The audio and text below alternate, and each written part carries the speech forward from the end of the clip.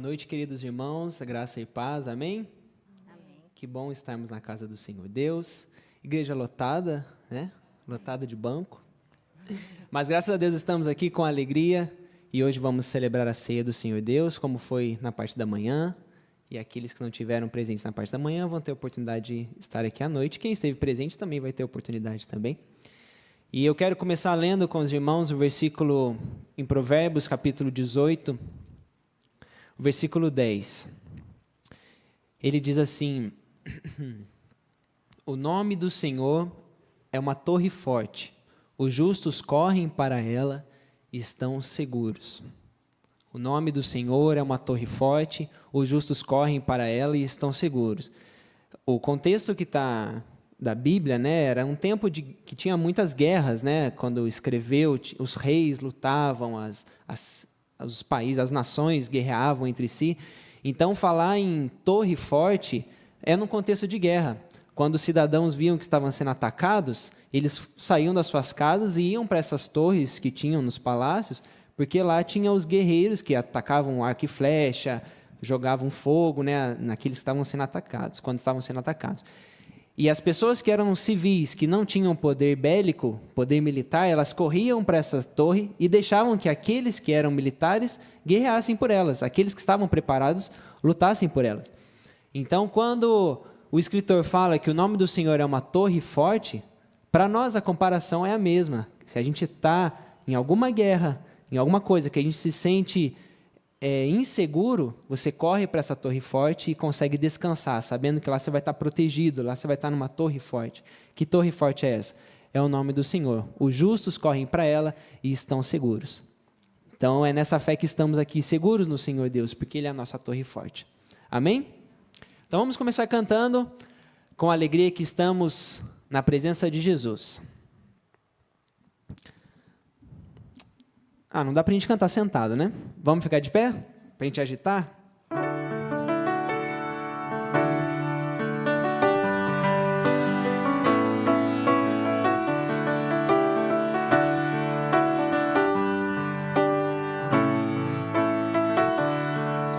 Jesus, em tua presença, reunimos-nos aqui, contemplamos tua face e rendemos-nos a ti, pois um dia a tua morte trouxe vida a todos nós e nos deu completo acesso ao coração do Pai. Jesus, em tua presença, reunimos-nos aqui, contemplamos tua face e rendemos-nos a ti, pois um dia a tua morte trouxe vida a todos nós e nos deu completo acesso ao coração do Pai. O véu que separava já não separa mais, a luz que outrora apagada agora brilha e cada dia brilha mais, só pra te adorar e fazer teu nome grande e te dar o louvor que é devido. Estamos nós aqui. E o véu que separava já não separa mais, a luz que outrora apagada agora brilha e cada dia brilha mais, só pra te adorar e fazer teu nome grande e te dar o louvor que é devido. Estamos nós aqui só pra te adorar, só pra te adorar. fazer teu nome grande e te dar o louvor que é devido. Estamos nós aqui, estamos nós aqui, estamos nós aqui.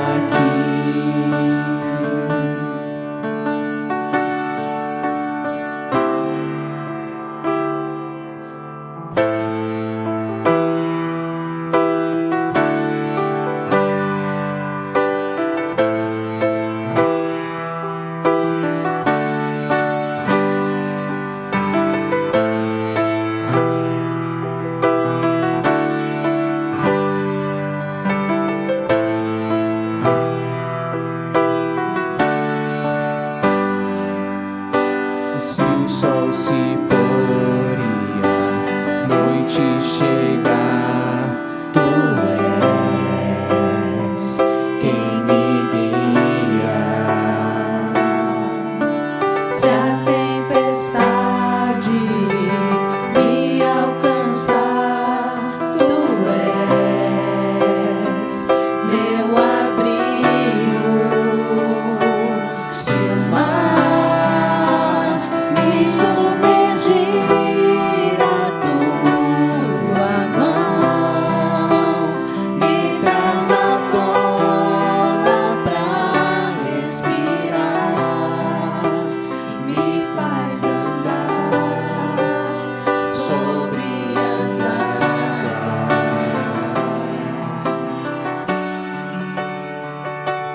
Tu és o Deus da minha salvação, és o meu dono, minha paixão, minha canção e o meu louvor.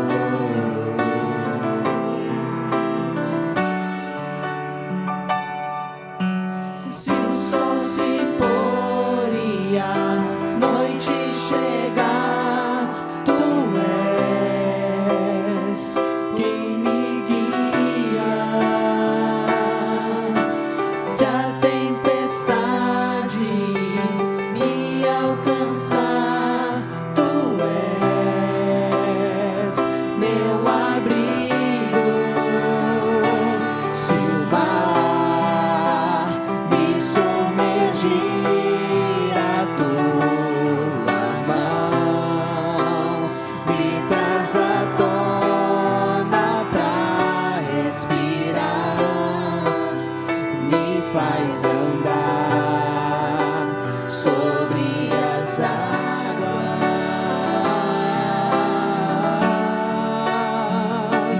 Tu és o Deus da minha salvação, és o meu dono, minha paixão, minha canção e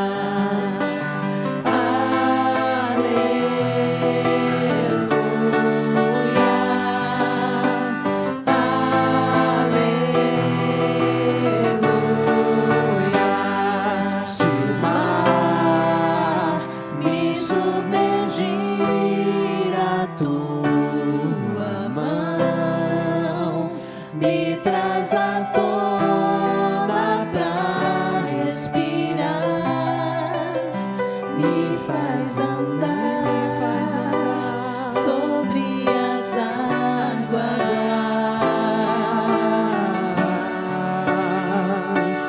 Tu és o Deus da minha salvação, és o meu dono, minha paixão, minha canção e o meu louvor.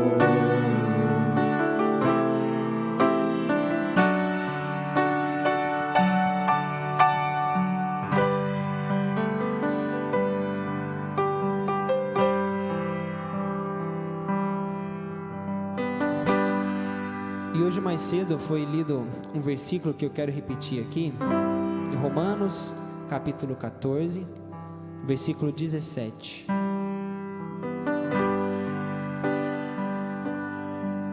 Eu gostei muito desse versículo.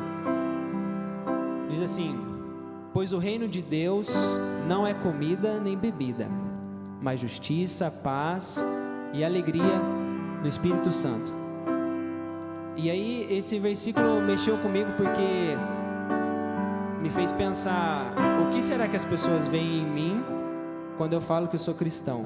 Será que elas veem justiça, paz e alegria? Ou será que elas veem outra coisa, né? Ou quando o meu nome é citado numa rodinha de conversa, o que será que eles falam depois do meu nome? Será que eles falam justiça, paz e alegria? Eu espero que sim. E tudo isso no Espírito Santo, né? Então, como é bom termos essa esperança de levar justiça, paz e alegria para um mundo que precisa de justiça, paz e alegria. Vamos louvar mais uma, falando sobre o sacrifício de Jesus na cruz, com um lindo nome que nos traz justiça, paz e alegria, o nome de Jesus.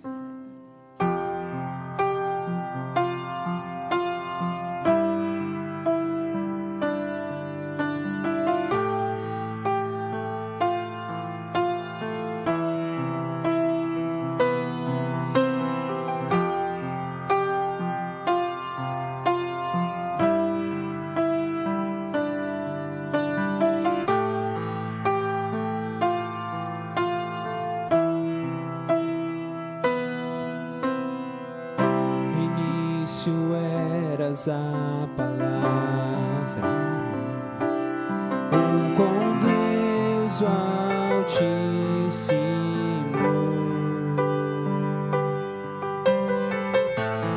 o mistério de tua glória, Cristo em ti se revelou. Oh, quão lindo esse nome é!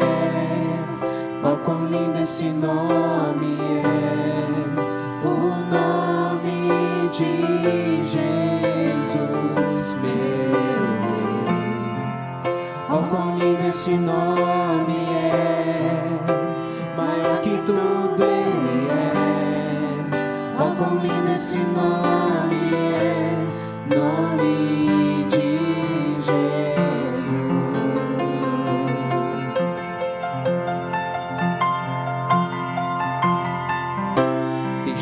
Os céus para buscar-nos, veio para nos resgatar. Amor maior que meu pecado, nada vai nos separar. Oh, quão maravilhoso é! Quão maravilhoso é o nome de Jesus, meu Rei. Oh, quão maravilhoso é, maior que tudo Ele é. Oh, quão maravilhoso é, nome de Jesus. Oh, quão maravilhoso é o nome de Jesus.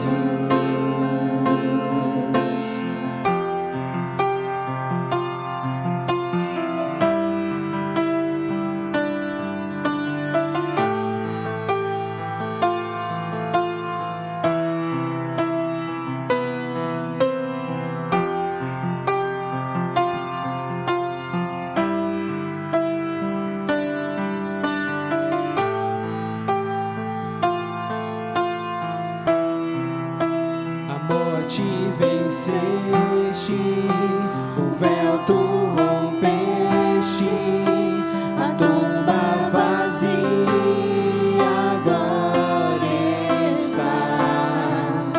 O céu te adora, proclama a tua glória, pois ressuscitaste, vivo estás. És invencível, inigualável, hoje pra sempre reinarás. Teu é o reino, tu é a glória, acima de todo nome está. Poderoso esse nome é, poderoso esse nome é, o nome de Jesus, meu Rei. Poderoso esse nome é, mais forte que tudo é. Poderoso esse nome é, nome de Jesus. És invencível, és invencível, inigualável, hoje pra sempre reinarás. Teu é o reino, tu é a glória, acima de todo nome estás. Poderoso esse nome é, poderoso esse nome é, o nome de Jesus, meu Rei. Poderoso esse nome é, mais forte que tudo é. Poderoso esse nome é, nome de Jesus. Poderoso esse nome é, nome de Jesus. Poderoso esse nome é, nome de Jesus.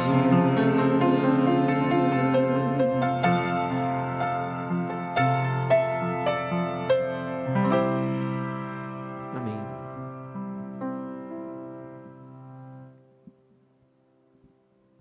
Amém. Você nem precisa sentar, pode vir aqui à frente. Nós vamos orar juntos. Dá uma sentadinha para descansar a coluna e depois volta.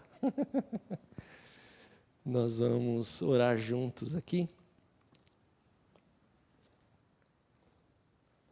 Nesse que é o nosso... Fiquem à vontade, casal, pode vir. Fique à vontade entre nós.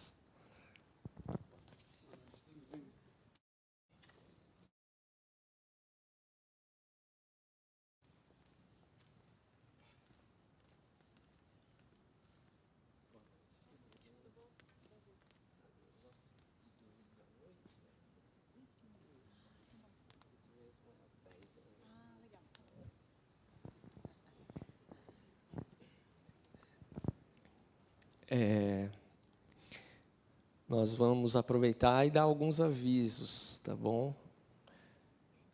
Próximo domingo pela manhã, dia 8, né?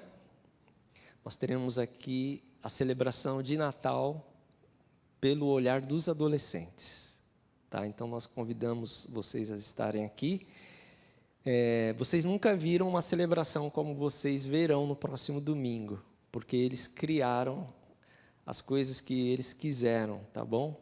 Então, eu estive no ensaio deles Então, no próximo domingo pela manhã, os adolescentes vão conduzir o culto de Natal pela manhã às 10 horas, tá bom? Lembrando que nós não temos mais EBD, estamos de férias até fevereiro. No domingo 15, são as crianças que cuidam, tá bom? Não, peraí, estou fazendo confusão. Próximo domingo, os adolescentes. No outro domingo, as crianças junto com os adultos. As crianças vão ter uma participação. Então, vai ser o nosso culto de Natal com os adultos e as crianças. E no dia 22, músicas natalinas, ok? Então, a nossa celebração começa no próximo domingo, com os adolescentes, depois adultos e crianças, e 22 músicas natalinas. Depois eu vou fazer um quarteto com esse pessoal aqui, porque eu estava pensando, dá para a gente fazer um quarteto aqui, a capela, tá bom? Então, nós estamos de férias, esse é o nosso último culto vespertino do ano. Os demais serão apenas transmitidos pela internet, tá bom? Então, hoje é o nosso último culto aberto. Nós vamos voltar só depois, em fevereiro. Em fevereiro, tá bom? Vocês gostariam de partilhar alguma coisa para a gente orar nessa noite? Nós vamos estar orando. Gostaria que os visitantes falassem um nome para nós nessa noite. O seu nome? Miriam. Seja bem-vinda. Tá? Beatriz. Pedro. Estevão. Estou surdo, né? Estevão. Sejam muito bem-vindos entre nós, tá bom? Vocês gostariam de partilhar algo para nós orarmos? Sim. Tá.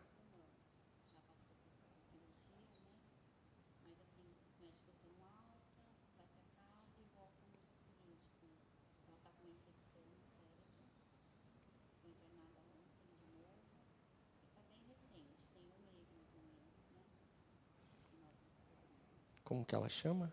Ivete. Tá bom. Hoje é a terceira vez que eu ouço essa mesma enfermidade. Câncer no cérebro. Tem a prima da Valéria, também da nossa igreja. Acho que ela tem 40 anos de idade, também com câncer no cérebro, e um familiar do Amadeu. Eu não sei se vocês se lembram de assim, o câncer ele chegar perto assim da gente. A gente não tinha tanta informação assim, tinha? Parece que agora isso se multiplica, né? Vamos orar pela Ivete. Mais alguém? Pela nossa família, pela família... na verdade, está um caos na família, né? Está um caos na família. E essa semana eu li uma reportagem sobre homens, sobre os homens, né? Mais especificamente sobre os homens. Existe um fenômeno que acontece no homem que ninguém consegue explicar. Mas parece que o homem perdeu o lugar dele na sociedade, de uma tal forma que ele está perdido, sim, ele não sabe se encontrar. Então, eu li uma reportagem falando sobre homens. É engraçado, né? Parece que as mulheres... sexo frágil, é isso que diz a música? A mulher. Mas eu acho que o sexo frágil é o homem, né? A história está demonstrando isso. Então, a figura masculina, tanto nas famílias quanto na sociedade, parece que está meio perdida. Numa cultura patriarcal, o homem perde a referência, e se a cultura é patriarcal, tem uma desagregação em vários sentidos, em vários níveis, né? Eu ouvia de um... que está gravando, né? Deixa quieto. Porque é de uma pessoa daqui da igreja. Ouvi ontem, conversando com essa pessoa, um testemunho sobre o pai dela. E quando ela começou a me contar, né? Então, deixa para lá. Está gravando. Mais alguém? Orar pela Ivete, pelas famílias. O Kemer não está bem. Morocochô. Está meio ruim. Tá bom, vou orar pelo Kemer. É os homens, né? São os homens. É, isso aí. Pelos netos. Os filhos, os netos. Tá um caos, né? Tá bom, vamos orar. Pelos filhos, pelos netos. Mais alguém gostaria de compartilhar? Sim? Amém.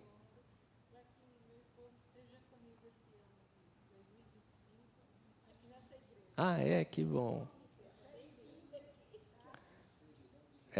Mas ele está querendo ou não? Ele está querendo? Ah, está propenso. Está querendo, que bom. Então, que Deus confirme isso no seu coração. O Espírito Santo confirme no seu coração essa decisão, tá bom? Mais alguém?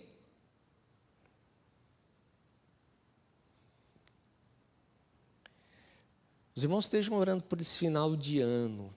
Os finais de ano, eles são muito bem recebidos por alguns. Algumas pessoas passam bem o final do ano, mas outras pessoas têm muitas recaídas nas passagens de ano, sabia? Natal, Ano Novo. Pessoas adictas voltam para as drogas, para o álcool, nessas passagens de ano. Pessoas frágeis emocionalmente, nesses finais de ano, são dias sombrios para essas pessoas. Não sei se vocês sabiam dessa informação.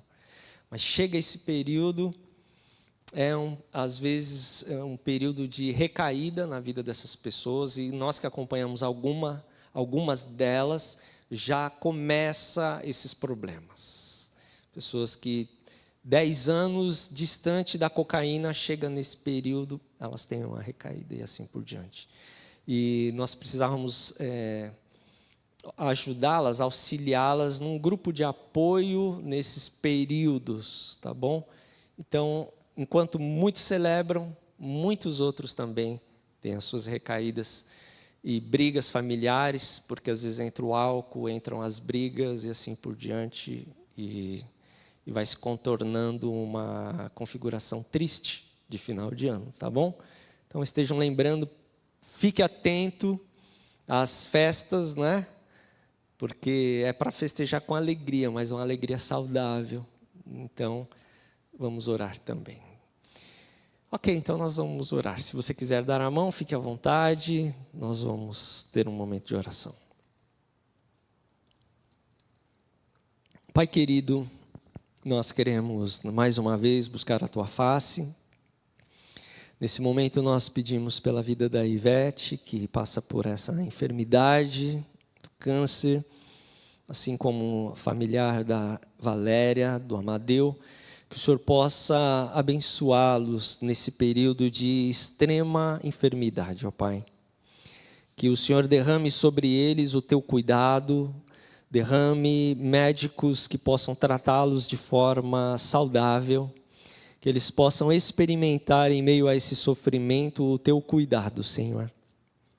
Nós queremos pedir pelas famílias, de modo geral, pedimos que o Senhor esteja abençoando os lares, para que haja sabedoria, discernimento, que possamos ter pais e mães que possam ser, ó Pai,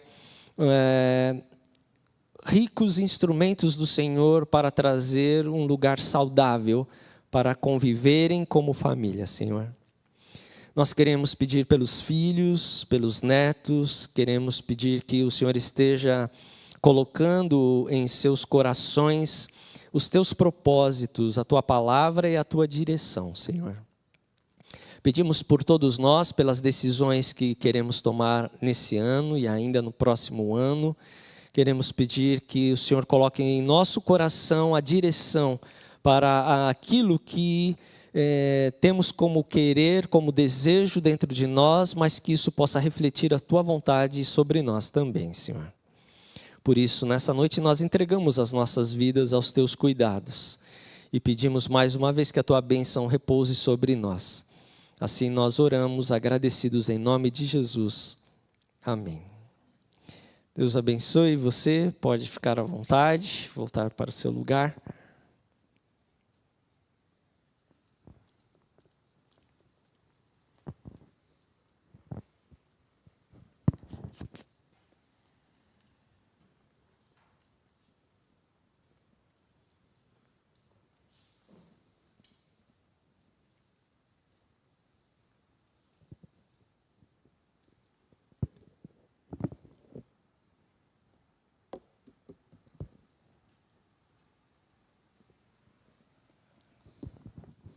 Boa noite a todos. Eu quero agradecer por você ter lembrado que hoje é culto presencial, porque é muita informação, né? A gente fica o mês todo fazendo inline. Hoje não tem sofá, mas hoje a gente só transmite. Mas lembrando que todo primeiro domingo de vespertino de cada mês, como tem a ceia, a gente abre aqui presencial e a gente muda um pouquinho a forma de culto que a gente está acostumado agora a fazer à noite. Então, hoje a gente traz aqui, tenta trazer uma mensagem, e eu quero convidar você, também agradecer você que está nos assistindo agora, ou vai assistir depois, amanhã, ou daqui a um tempo, mas que você sempre se sinta à vontade aqui na presença de Deus. Hoje o texto base é 2 Reis 5:1.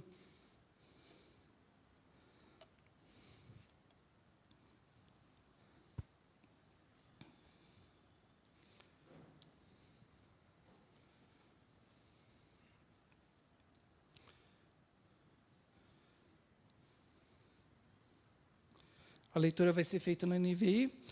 O texto diz que Naamã, comandante do exército do rei da Síria, era muito respeitado e honrado pelo seu senhor, pois por meio dele o Senhor dera vitória à Síria, mas esse grande guerreiro ficou leproso. É o texto de hoje que nós vamos falar.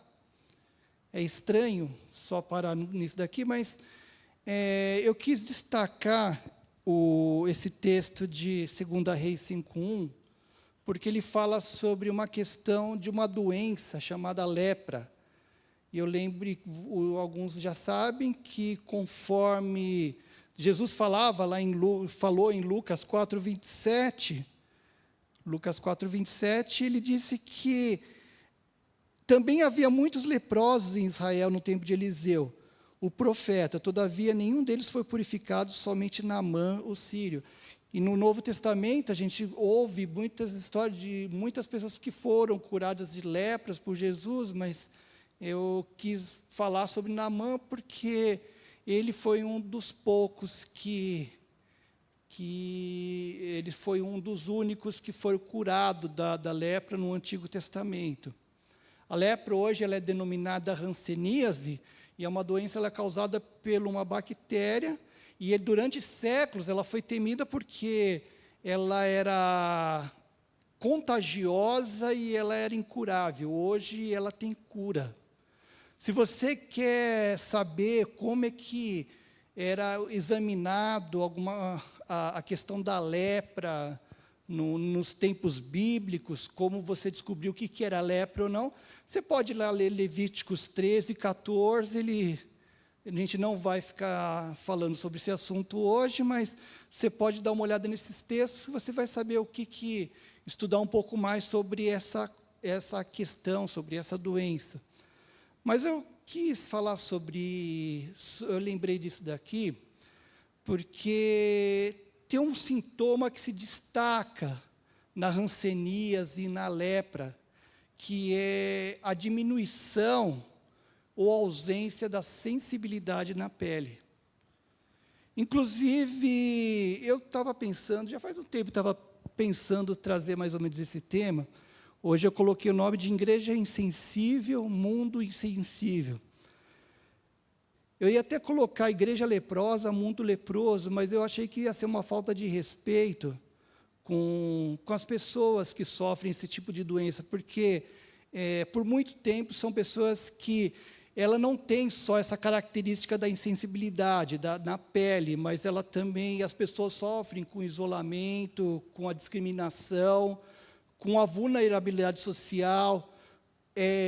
Somente nesses tempos era a culpa do pecado, que se você tivesse com essa doença, era uma causa, as pessoas criam que você estava em pecado, e havia desesperança. Então, eu acho muito pesado colocar, porque não é só questão de sensibilidade, somente para aqueles que eram os mais pobres, que sofriam muito mais com essa doença, com esse problema. Porque se um rico pegasse essa doença, se você der uma olhada na Bíblia, ele era meio que encoberto, ele não ia lá para os leprosários, ficava longe, ele ficava assim num canto. Se fosse alguém da alta sociedade, eles tentavam assim, encobrir essa doença. Mas se era pobre, se você vai até ler lá em Levíticos 13:14, que ele precisava ficar gritando que ele era imundo, né? Ainda tinha que passar essa vergonha. É interessante você um dia ler, só para entender mais ou menos isso. Então, eu queria assim, destacar por causa dessa questão de insensibilidade. Às vezes as pessoas dizem que a pessoa só entende uma situação, só entende uma dor, quando ela sente na pele aquilo. E eu fico imaginando, porque se a pessoa, então ela não sente dor na pele, ela não sente dor, como é que ela vai saber o que é aquela dor? E pior, como é que ela vai saber como é que é a dor do outro? Segundo pesquisa, a gente faz uma pesquisa, insensibilidade é aquela pessoa insensível, aquele que não tem sensibilidade a certos sentimentos, emoções. São pessoas apáticas, duras, frias, impassível, indiferente. Uma igreja que é insensível, ela torna o mundo insensível, porque ela tem uma influência muito grande. Uma igreja que não reconhece, às vezes, as suas dores, e não reconhece as dores do próximo, ela não consegue entender o que acontece com o mundo. Se uma pessoa não sente na própria pele, como é que ela vai sentir a dor do próximo? Igreja insensível, quando eu falo igreja, eu falo a igreja é composta por pessoas, e eu fico imaginando hoje como as igrejas estão insensíveis às questões do mundo. Uma igreja insensível é aquela que se sente isenta diante das mazelas do mundo. É aquela igreja que diz, o problema não é comigo. Eu não sou desse mundo mesmo. Se ele está passando é porque cada um colhe o que planta. É interessante que muitos crentes, eles acham que, depois de que foram redimidos, eles acham que tem que viver como pessoas, como gente insensível e superior aos outros. Os crentes, muitos crentes acham que depois que são salvos, eles são de outro mundo, não estão mais aqui nesse mundo, acham que tem que são superiores a outras pessoas, e se sente insensível às coisas que acontecem. Não é comigo, eu não sou desse mundo, eu não pertenço, eu estou em outro lugar, então eu não tenho nada a ver com esse mundo. Inclusive se põe superior às outras pessoas. Jesus diz em Mateus 21, 28 a 32, ele conta uma parábola. O que acham? Havia um homem que tinha 2 filhos. Chegando o primeiro, disse, filho, vai trabalhar hoje na vinha. E esse respondeu, não quero, mas depois mudou de ideia e foi. O pai chegou ao outro filho e disse a mesma coisa. Ele respondeu, sim, senhor, mas não foi. Qual dos 2 fez a vontade do pai? O primeiro, respondeu eles. E Jesus lhe disse, digo-lhe a verdade, os publicanos e as prostitutas estão entrando antes de vocês no reino de Deus. Porque João veio para lhe mostrar o caminho da justiça, e vocês não creram neles. Mas os publicanos e as prostitutas creram. E mesmo depois de verem isso, vocês não se arrependeram e nem creram nele. E às vezes a gente acha que é maior, superior, mas Jesus, ele diz assim, olha, aqueles que vocês achavam que eram piores de vocês, que eram a ralé, os publicanos, as prostitutas, já entraram no reino de Deus porque eles entenderam a mensagem. E vocês se acham superior, vocês não olham realmente as necessidades do mundo, vocês se colocam acima deles. Mas eles já entraram e vocês não foram, porque vocês não entenderam ainda o que é o reino de Deus. Não entenderam ainda o que é esse evangelho. Igreja insensível é aquela que não respeita a dor familiar. É aquela que vive em busca da causa e do culpado, e não da solução e do apoio. Porque se tiver algum problema na família, a primeira coisa que vai lá é dizer e jogar na cara, olha, o que aconteceu? Alguém pecou, alguém errou? João 9, 2, 3, quando fala sobre o cego de nascença, os discípulos perguntaram para Jesus, Jesus, quem pecou aqui? Foi ele ou foi o pai dele para eles continuarem cegos? E Jesus ainda respondeu, nem ele, nem os pais deles pecaram, porque está assim pelos pecados dele, nem pelos pecados do pai, eles não, mas para que se manifestasse nele a obra de Deus.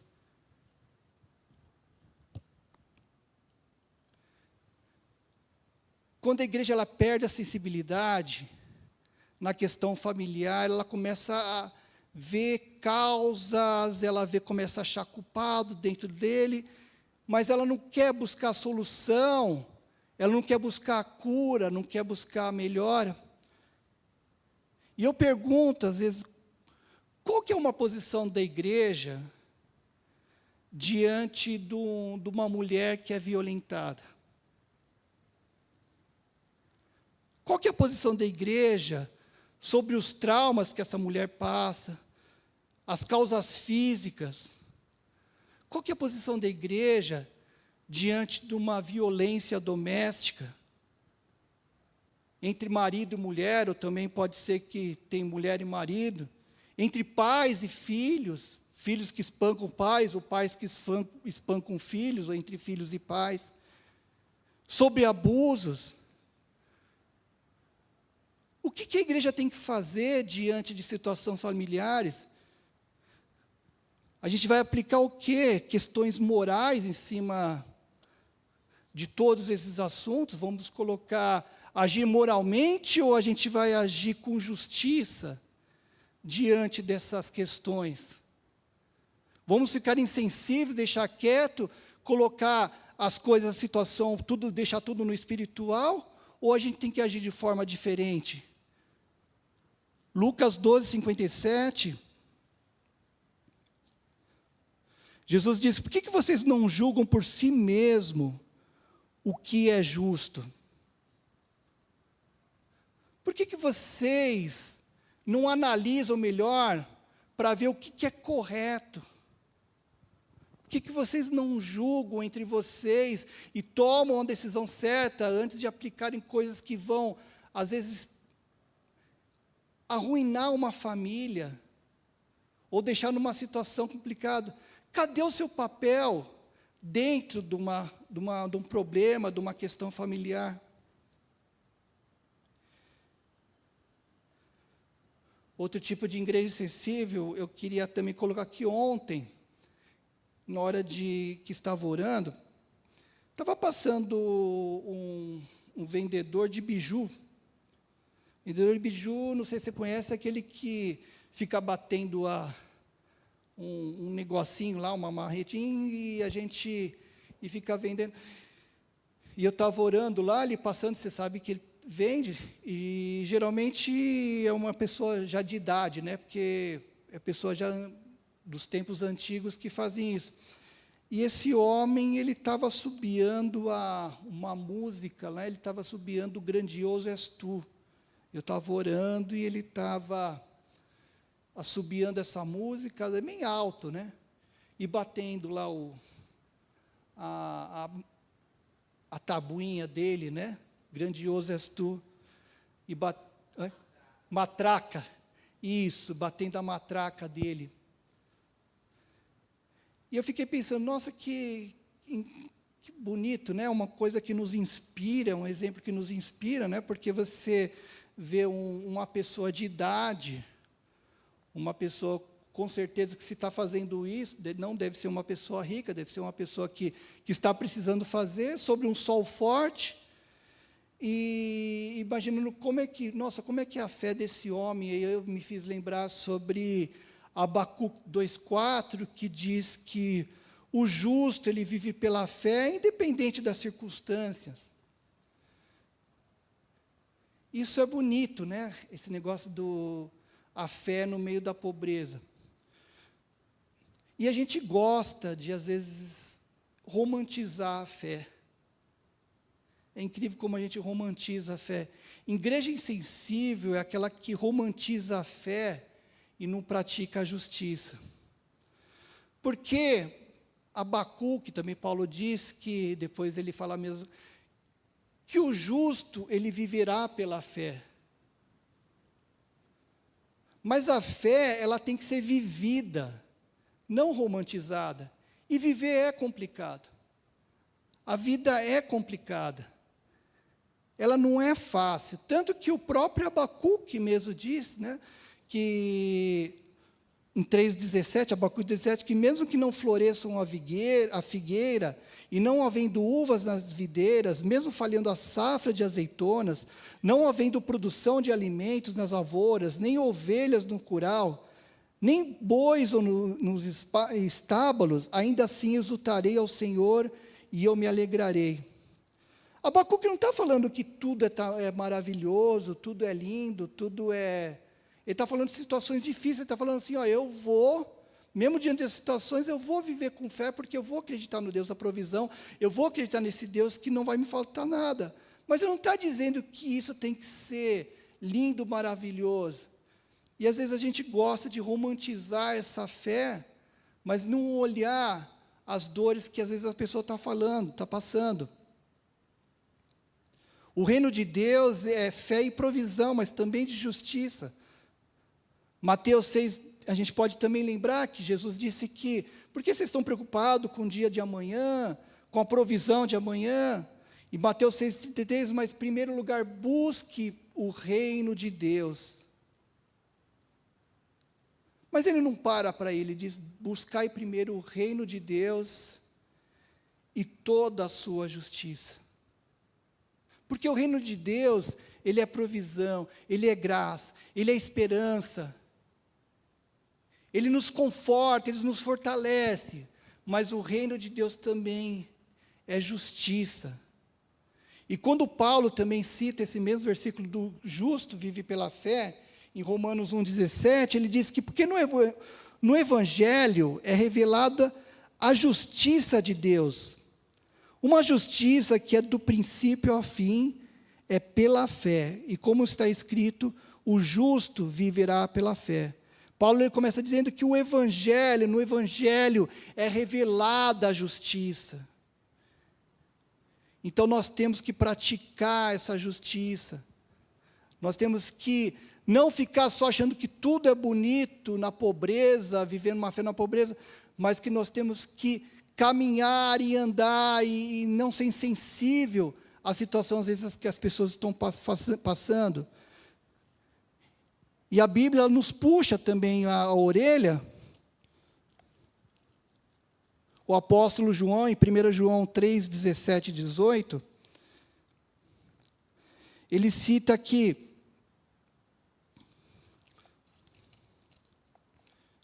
se alguém tiver recursos materiais e vendo seu irmão em necessidade, não se compadecer dele, como pode permanecer nele o amor de Deus? Filhinhos, não amemos de palavras nem de boca, mas em ação e em verdade. Tiago também, ele nos adverte, Tiago 2, 14 a 17. Do que adianta, meus irmãos, alguém dizer que tem fé, se não tem obras? Acaso a fé pode salvá-lo? Se um irmão ou irmã estiver necessitado de roupas e do alimento de cada dia, e um de vocês lhe disser, vá em paz, aqueça-se, alimente-se até satisfazer-se. Se, porém, lhe dar nada, do que adianta isso? Assim também a fé por si só não será acompanhada de... Assim também a fé por si só, se não for acompanhada de obras, está morta.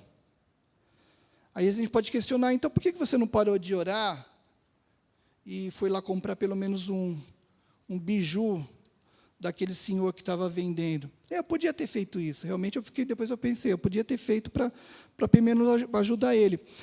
Mas eu também pensei, quando esse homem que vendeu biju, eu lembrei daqueles senhores que ficam com aquelas placas carregando compro ouro, daquelas pessoas que se aposentam, mas ainda que tem que continuar trabalhando, porque às vezes não tem um recurso a mais e precisa, às vezes, de ajudas. Essa semana, a gente estava com umas questões ali de orçamento do governo, e está uma briga, né, entre governo e mercado, porque parece que o mercado ele não quer que a gente, a gente tem que cortar, e é lógico, a gente não pode ficar estourando o orçamento, seja na nossa casa, seja em qualquer lugar, mas é engraçado que o tal do mercado quer que você corte sempre do pobre, quer que corte do assalariado, quer que corte de todos os benefícios, mas que nunca corte dos privilégios dos grandes. Eu acho incrível essa questão, é uma questão de justiça. Então, eu poderia também comprar o biju, mas também eu poderia, por que não a gente ser um pouquinho mais, pensar na questão da nossa população mais humilde, que às vezes depende de um benefício, mas que às vezes a gente acha que é coisa para vagabundo ou não, mas às vezes ela precisa de um complemento social e alguma coisa que, para ela não precisar, depois de estar aposentada, de estar passando alguma necessidade, ter que ficar tendo algum sofrimento, precisando de alguma renda a mais, mas de algum benefício. E eu fico imaginando por que essa igreja tão grande brasileira, que se ostenta dizendo, não, daqui a pouco nós vamos ser maioria aqui, não começa a questionar esses poderosos, essas autoridades, pensando assim, olha, se você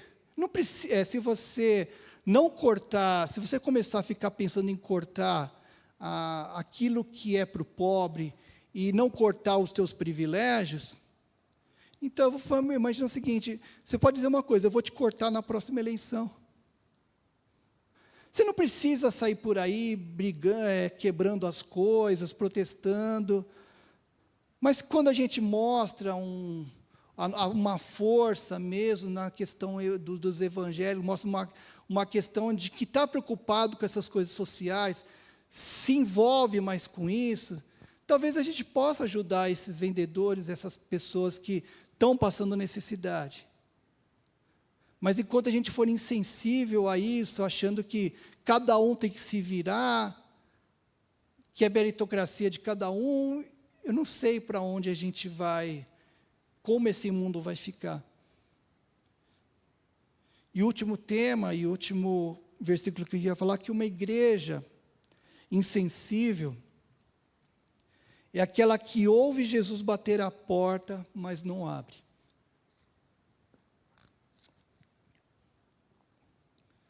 O texto de Apocalipse 3:20,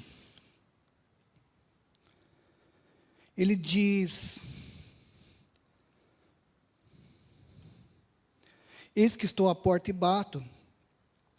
Se alguém ouvir a minha voz e abrir a porta, entrarei e cearei com ele e ele comigo. É um versículo que nós usamos para a conversão, que quando nós aceitamos a Jesus Cristo como o nosso Senhor e Salvador, a gente geralmente usa em apelo esse versículo, abrindo o nosso coração a Cristo e deixando que Ele entrar. E Ele diz que se Ele bater na porta e você deixar entrar e Ele cear com você e ficar com Ele, Ele vai viver para sempre, você será salvo. É isso que diz o versículo. Mas muitas vezes, Jesus ele bate a porta para pedir comida. Jesus ele bate a porta para pedir água. Jesus ele bate na porta para pedir abrigo, porque ele é um refugiado de guerra e precisa de algum lugar, ou ele está fugindo de alguma situação de perigo. Às vezes Jesus bate a porta porque ele está passando frio e precisa de roupa. Às vezes ele bate a porta porque ele está precisando de cuidado médico e às vezes de uma assistência. Às vezes Jesus bate a porta pedindo que ele está preso e pedindo para que nós vamos visitar ele. Então Jesus às vezes ele bate a porta de várias formas. E às vezes as igrejas, elas não abrem essa porta. Não abre a porta para quem está com fome, não abre a porta para quem está com sede, não abre a porta para o refugiado, não abre a porta para o que passa frio, não abre a porta para aquele que está enfermo, não abre a porta para quem não vai visitar aquele que está preso. Mateus 25, 34 a 40.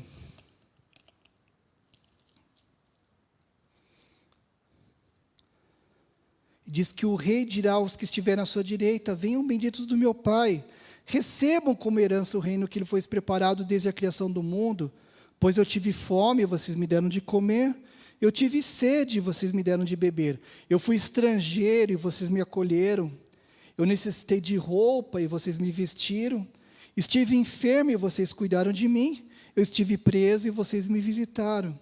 Então os justos vão responder: Senhor, quando tivemos com fome, te demos de beber, como te demos de comer, ou com sede te demos de beber? Quando te vimos como estrangeiro e te acolhemos, ou necessitado de roupas e te vestimos? Quando te vimos enfermo e preso e fomos te visitar? E o rei responderá: digo-lhes a verdade, o que vocês fizeram a algum dos meus menores irmãos, a mim fizeram. Quem entende o Evangelho sabe que praticar justiça, dar alimento ao necessitado, dar água para o necessitado, abrigo, e cumprir isso, está cumprindo o Evangelho. Mas tem alguns que fazem isso, às vezes de coração, ou por necessidade, ou porque sente, não, eu tenho que fazer isso. E às vezes não reconhece, nem sabe quem que é Jesus, nem sabe o que é uma igreja. Jesus disse que eles vão chegar na presença deles, vão dizer: olha, você fez isso, sejam benditos, vocês vão ficar aqui comigo, porque vocês me deram de beber, vocês me deram de comer, vocês me alimentaram, vocês mataram, vocês me cobriram quando eu estava passando frio. E essas pessoas vão dizer ainda: olha, mas a gente nunca te conheceu, aliás, a gente nunca entrou dentro de uma igreja, até porque o nosso perfil, até porque a forma como a gente era, nem batia, assim, a gente às vezes podia ser rejeitado lá dentro das próprias igrejas. Então, como é que a gente pode ter visto você, te dado alimento, te dado pão, te dado água? Porque do jeito que a gente era, nem era aceito lá dentro da igreja, nós éramos rejeitados, mas como é que você diz que nós te demos água, nós te demos pão, nós te demos alimento, nós cuidamos de você? E Jesus vai responder: não, se você praticou justiça para algum desses necessitados, então você fez para mim, então você é bendito. O último texto que eu vou ler é o Mateus 24, 12 a 14. Diz que devido ao aumento da maldade, o amor de muitos esfriará. Mas aquele que preservar até o fim será salvo. E este evangelho do reino será pregado em todo o mundo como testemunho a todas as nações, então virá o fim. O evangelho que Jesus está falando não é o evangelho, esse evangelho de fundamentalista, o evangelho do empoderamento, o evangelho do eu sou melhor que você. Não, mas é o evangelho que acolhe, é o evangelho de Jesus. A Bíblia diz que esse evangelho, ele vai chegar para todo mundo. Esse evangelho é genuíno. Se você ler um pouquinho desse texto, um pouquinho antes, diz que o mundo vai odiar quem prega esse tipo de evangelho. Inclusive, as igrejas vão odiar quem prega esse tipo de evangelho. Porque não é um evangelho de prosperidade, mas é um evangelho de dar, é um evangelho de ação, é um evangelho de sensibilidade, não um evangelho insensível. É um evangelho que transforma o mundo. Quando a gente perde a sensibilidade nos nossos corpos, isso a gente eleva o nosso risco de sofrer acidente, porque não sentir lesão ou algum problema, a gente não vai saber que nós estamos com alguma dificuldade, com alguma doença. Então, inclusive, quando Deus nos criou para ter dor, até a dor ela é um pouquinho útil. A dor, às vezes, a gente precisa sentir um pouco de dor, porque se a gente não sente dor, o corpo é sinal que alguma coisa está errada, porque quando nós sentimos dor, o corpo está avisando, olha, você está com algum problema. Mas quando você não sente dor, aí corre o perigo, porque a doença se alastra e você não vai saber o que está acontecendo. Então, às vezes, a dor não é fácil, ninguém quer ter dor, a dor é difícil. Nós não podemos ser insensíveis com relação à dor, mas ela ajuda não é gostoso ter dor, mas ela nos ajuda para nos sobreviver. E o problema é quando a gente deixa de sentir dor, as nossas dores e as dos próximos. E deixamos, que aí a gente deixa de ter empatia pelo sofrimento das pessoas.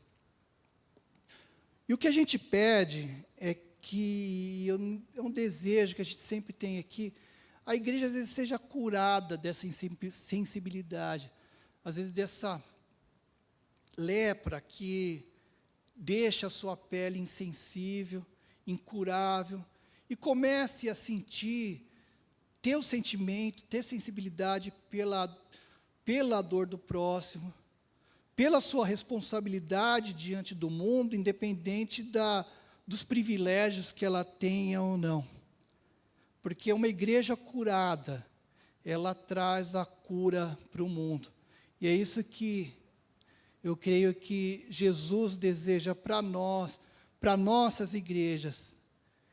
E para que isso trabalhe na vida da gente também. Eu quero agradecer por mais um ano de 2024.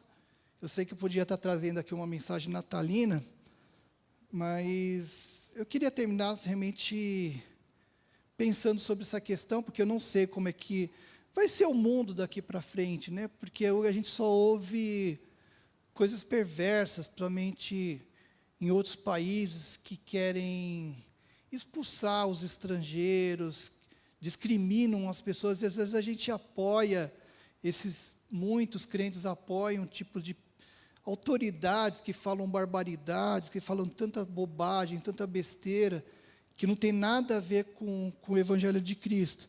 Então, eu não sei como é que vai ser o mundo daqui para frente, mas o que eu só peço é que a igreja não perca a sua sensibilidade diante do mundo.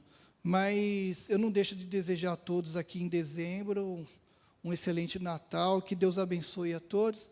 E vamos orar, daqui a gente vai nesse momento de ceia que nós vamos ter agora, vamos orar antes e agradecer a Deus por mais esse ano, e que o Senhor toque nos nossos corações.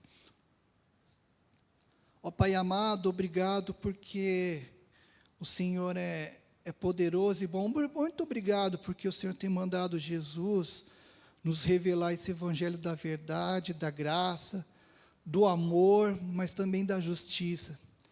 Eu te peço, Senhor, que possamos ter um coração mais aberto, mais sensível aos que passam necessidade, aos que sofrem, às famílias que estão com problemas, com dificuldades, ao mundo que precisa conhecer esse verdadeiro evangelho, não uma coisa grotesca que fala sobre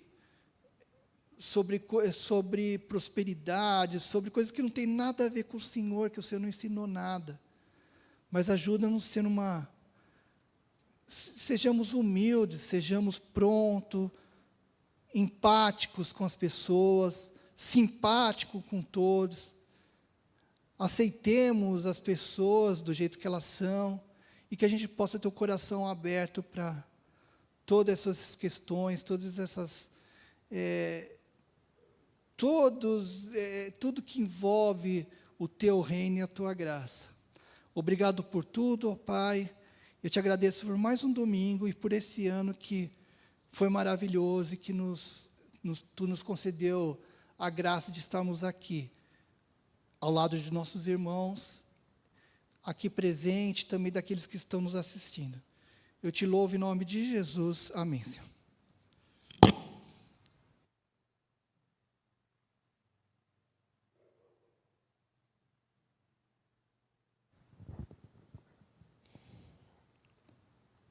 Enquanto o Marcos pregava, eu fiquei pensando o nosso grau de sensibilidade ou não, né? Nós seremos sensíveis às pessoas que estão mais próximas de nós.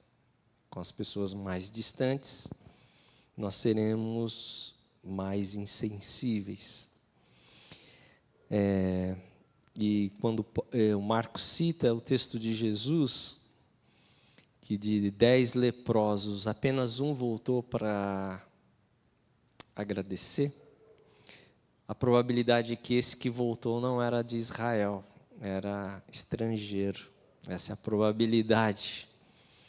E eu fico imaginando como esse tema é complicado, da sensibilidade. Porque existem pessoas enfermas que sentem demais e fazem demais pelos outros, fazem até num grau de enfermidade. E o único que tem sanidade perfeita para saber os limites é Jesus. E Jesus até num lugar, ele vai dizer assim para os discípulos, vocês não querem ir embora também?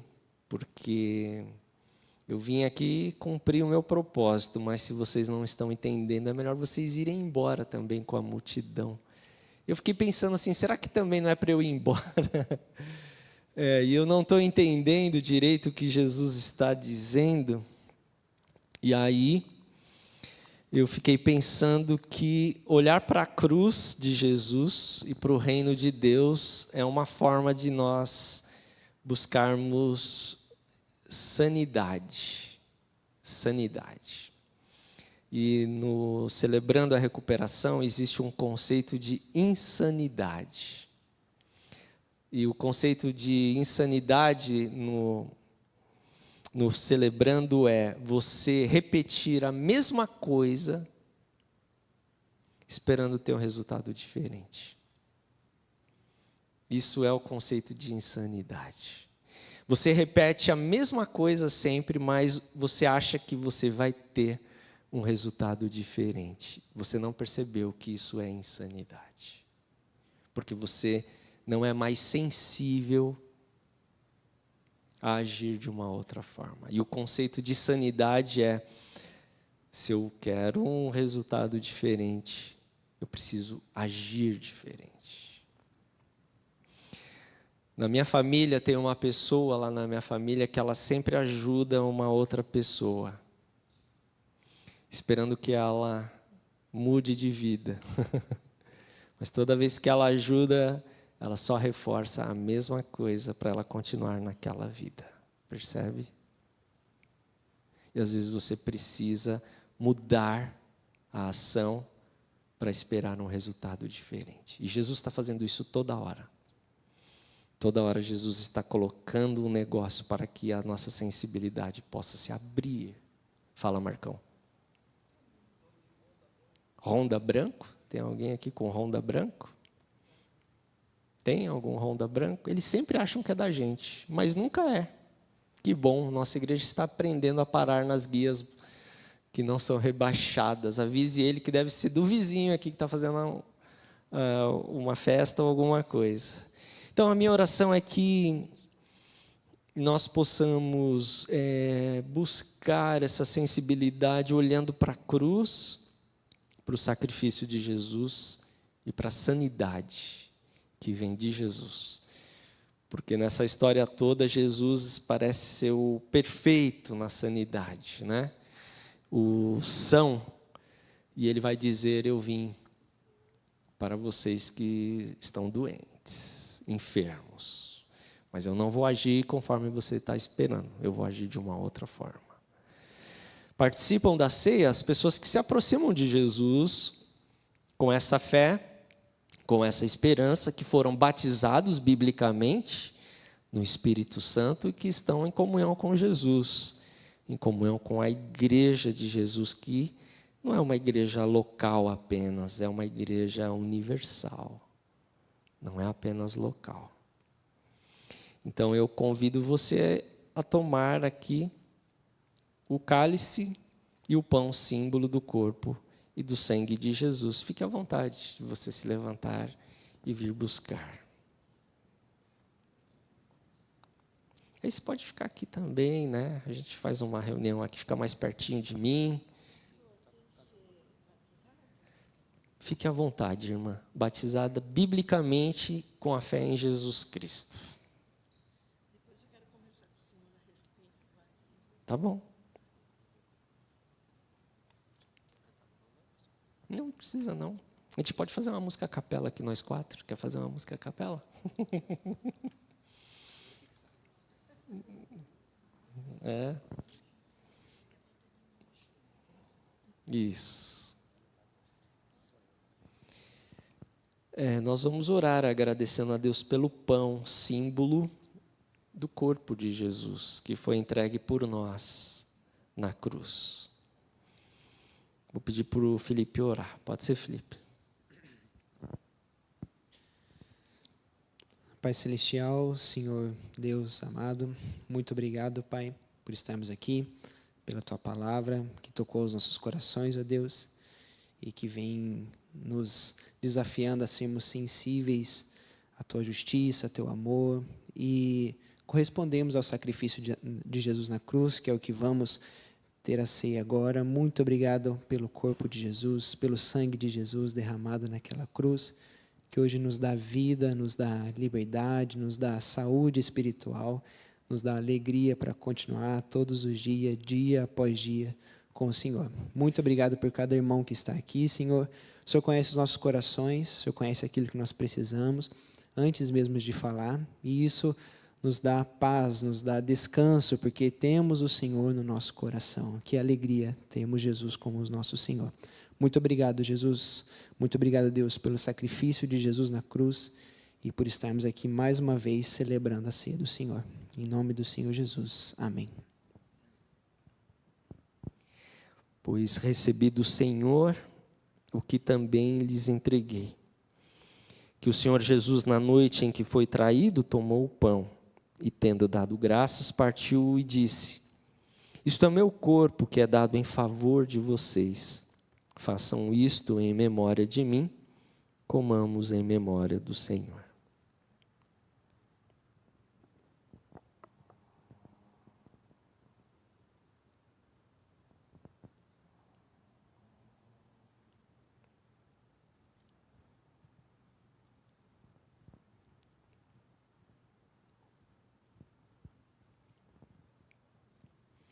Da mesma forma, depois da ceia, ele tomou o cálice e disse: este cálice é a nova aliança no meu sangue, façam isso sempre que o beberem em memória de mim, Bebamos todos em memória do Senhor.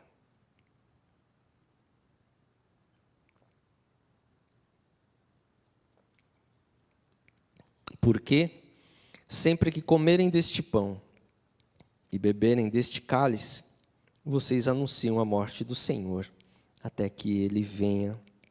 Oremos mais uma vez. Pai querido, nós queremos pedir e agradecer nessa noite pelo sacrifício de Jesus que restaura o nosso coração, a nossa mente, novamente na direção certa. Olharmos para Jesus, o sacrifício dele, e sermos convocados por ele num mundo em que a cada dia mais aumenta-se a maldade, mas que o poder do Espírito Santo de Deus possa atuar em nossos corações, possamos perseverar até o fim e não respondermos com maldade às maldades que recebemos. Por isso, nessa noite, nos auxilia, assim como em toda a nossa semana que teremos na Tua presença. Nos auxilia a agirmos de maneira saudável, sã, para que alegria, paz e justiça possa brotar ao nosso redor. Obrigado pelo sacrifício, pelo sangue de Jesus que purifica os nossos pecados que cometemos ontem, que vamos cometer hoje, que talvez venhamos a cometer amanhã, mas que o Teu amor possa constranger o nosso coração e que possamos vencer o pecado constrangidos pelo Teu amor. Assim nós oramos e que o Teu grande amor, a graça de Cristo e a consolação do Espírito Santo esteja sobre todos nós. Amém. Se eu não te encontrar, Feliz Natal e Feliz Ano Novo. Mas eu espero te encontrar domingo aqui às 10 horas. Mas caso não dê, que Deus abençoe você, tá bom?